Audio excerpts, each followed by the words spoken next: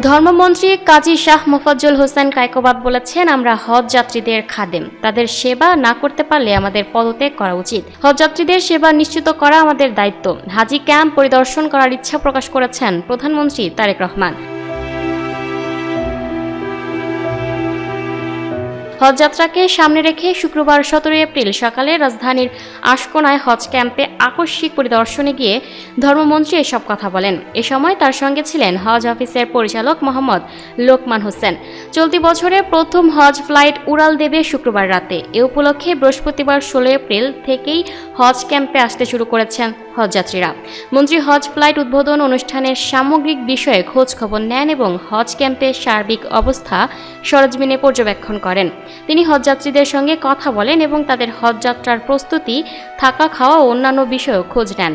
এ সময় ক্যাম্পে দায়িত্বপ্রাপ্ত কর্মকর্তা কর্মচারী ও বিভিন্ন স্বেচ্ছাসেবী সংগঠনের টিম লিডারদের সঙ্গে কথা বলেন ধর্মমন্ত্রী। তাদের উদ্দেশ্যে শাহ মোফাজ্জল হোসেন বলেন, হজযাত্রীরা যেন স্বাচ্ছন্দ্যে, নিরাপদ ও নির্বিঘ্নে পবিত্র এই সফরে যেতে পারেন সে বিষয়টি সরকার সর্বোচ্চ গুরুত্বের সঙ্গে দেখছে।